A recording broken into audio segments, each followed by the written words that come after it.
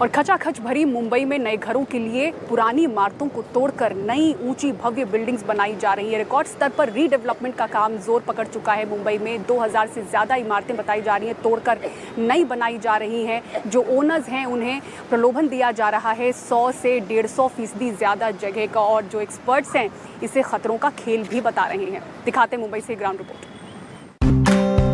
खुली जमीन की कमी से जूझ रही मुंबई में अब नए घर बनाने के लिए रीडेवलपमेंट की होड़ मची है। 2000 से ज्यादा पुरानी निजी इमारतें और हाउसिंग सोसाइटीज को गिराकर इन्हें फिर से बनाया जा रहा है।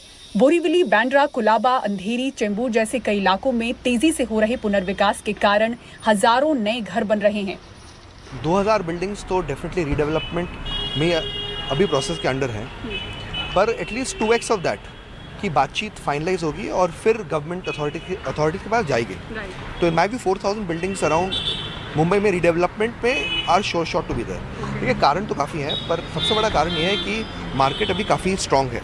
मैं बोलूँ तो पूरा मुंबई अभी रीडेवलप हो रहा है, and I think that is the only way ahead for us, क्योंकि मुंबई को अगर नए घरों की ज़रूरत है, we can only grow vertical. Dahisar, Borivali, Kandivali, वो जो पूरा बेल्ट है वेस्टर्न सबर्ब्स का, सबसे हाईएस्ट रीडेवलपमेंट अभी वहाँ पर हो रहा है। To give you numbers, just कुछ दिनों पहले ऐसा था कि एक पर्टिकुलर लेन में around 78 projects in one particular single lane were under redevelopment. Mumbai का नाम सुनते ही सबसे पहले दिमाग में आता है समंदर। CRZ के नियमों में बदलाव के बाद अब बांद्रा, वर्ली, कोलाबा, मलाबार हिल, नेपेंसी रोड, वर्सोवा जैसे तटीय क्षेत्रों में समंदर किनारे भी अब ऊंचे और भव्य घर दिखेंगे। इस बदलाव के साथ ही कोविड के बाद से तेजी से बढ़ी लग्जरी घरों की मांग हो या फिर बैंक्स का सहयोग, डेवलपर्स को एहसास हो चुका है कि अब मुंबई में प्रीमियम लोकेशन तक पहुंचने का एकमात्र तरीका पुनर्विकास यानी कि रीडेवलपमेंट ही है। इसलिए डेवलपर्स के बीच हाउसिंग सोसाइटीज के सदस्यों को जीतने की रेस लगी है। 100% से ज्यादा रहने की जगह जैसे कई बड़े प्रलोभन दिए जा रहे हैं। ओनर है बिल्डिंग में जो रीडेवलपमेंट जा रहे हैं उसकी चांदी है, ठीक है। अगर आपका लोकेशन अच्छा है, प्लॉट से अच्छा है। मैंने सबसे ज़्यादा आई थिंक डील जो सुना है जो बहुत ही ल्यूक्रेटिव है, वो एक्चुअली बांद्रा में एक बिल्डिंग है जहाँ पे शाहरुख खान का घर है, अमृत। वहाँ पे यहाँ से मैंने सुना है कि ओनर्स को प्रॉमिस किया गया है 145 to 150% extra area on top of current building.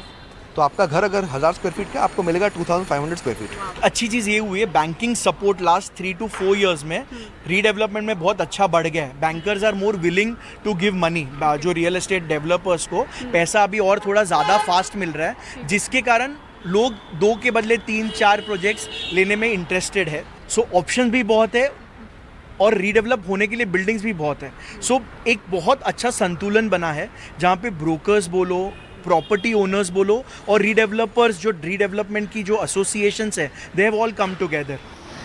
वैसे मुंबई में चल रहे रीडेवलपमेंट के जोरदार दौर के कई साइड इफेक्ट्स और आने वाले संभावित जोखिम भी गिनाए जा रहे हैं। दोस्तों, क्या आपके MS ऑफिस सॉफ्टवेयर के अंदर ये वाला ऑप्शन है?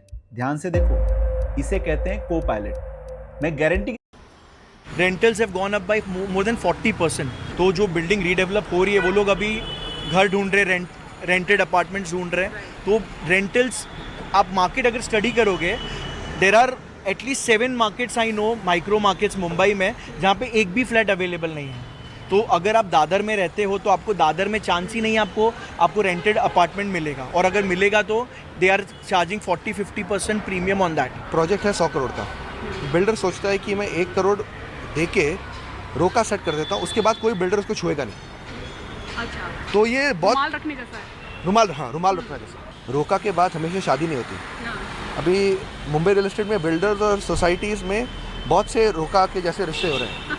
अभी ये कब शादी में होगा पता नहीं। ठीक है, मुझे लगता है I will not be surprised if at least 20% of the projects जो बिल्डर ने साइन किए हैं अभी तक, वो शुरू ही नहीं करेंगे। एक्सपर्ट्स मानते हैं कि अगर कीमतें डेवलपर्स की अपेक्षाओं के स्तर पर नहीं बढ़ती हैं, तो जिन परियोजनाओं के लिए उन्होंने बोली लगाई है वो अलाभकारी भी हो जाएंगी। ऐसे में कितने डेवलपर्स अपनी डील पर लंबा टिकेंगे, कहना मुश्किल है। मुंबई से कैमरामैन महेश हलवाई के साथ पूजा भारद्वाज, NDTV इंडिया।